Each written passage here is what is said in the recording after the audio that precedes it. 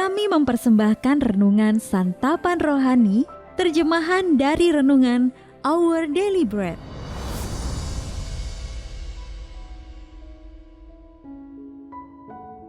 Untuk menerima notifikasi video baru kami, silakan tekan tombol subscribe dan tanda lonceng di bawah ini.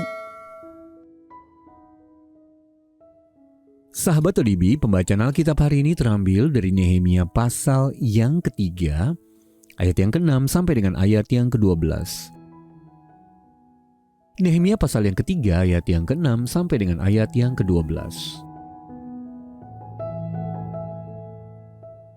Pintu gerbang lama diperbaiki oleh Yoyada bin Paseah dan Mesulam bin Besoja. Mereka memasang balok-balok, lalu memasang pintu-pintunya dengan pengancing-pengancing dan palang-palangnya.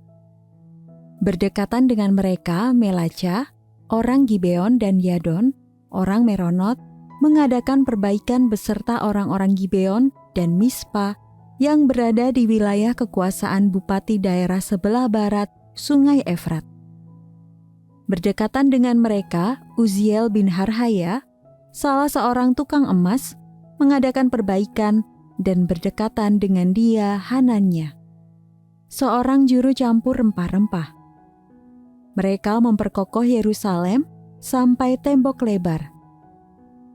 Berdekatan dengan mereka, Refaya bin Hur, penguasa setengah wilayah Yerusalem, yang satu mengadakan perbaikan.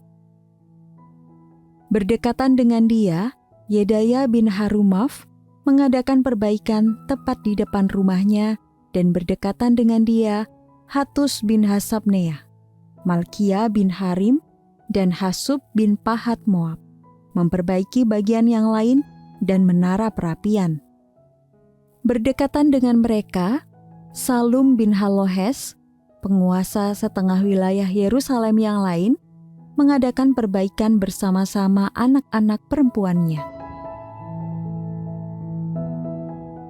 Ayat Mas renungan hari ini terambil dari Roma pasal yang ke-12 ayat yang ke-6.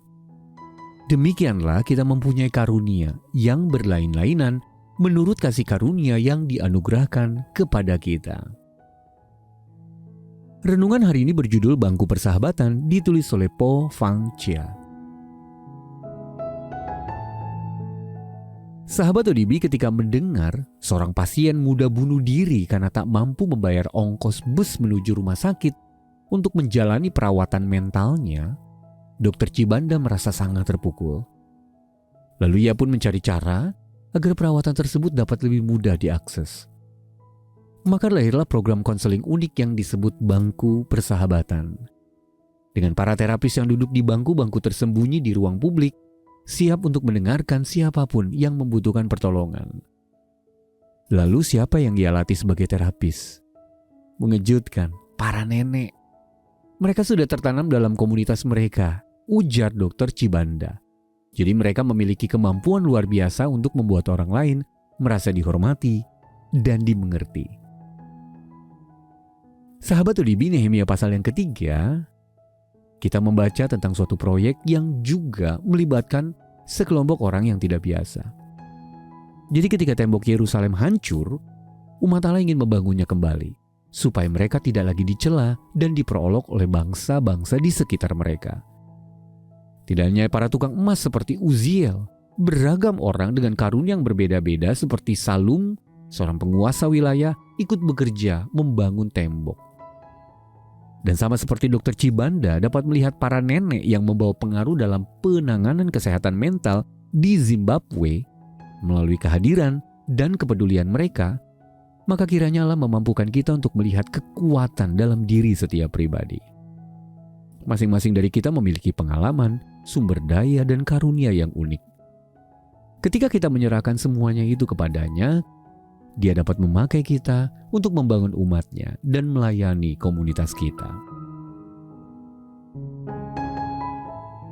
Sahabat ODB, melihat dalam hati Anda apa yang Allah ingin Anda lakukan bagi gereja dan komunitas Anda.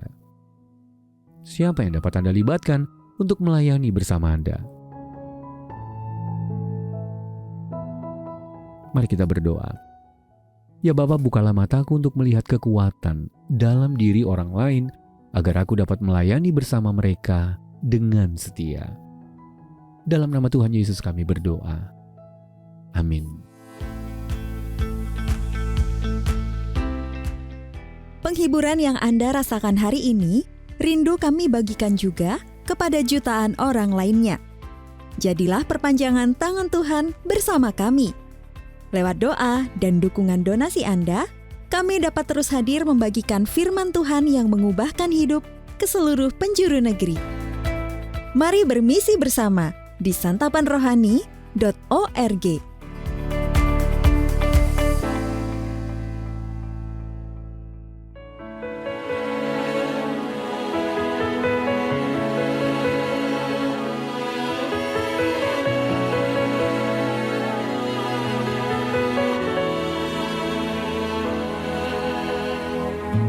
Jikalau bukan Tuhan yang membangun rumah, sia-sialah usaha orang membangunnya. Jikalau bukan Tuhan yang menjaga hidupku, sia-sialah usahaku tanpa seizin Tuhan. Ku sadar semua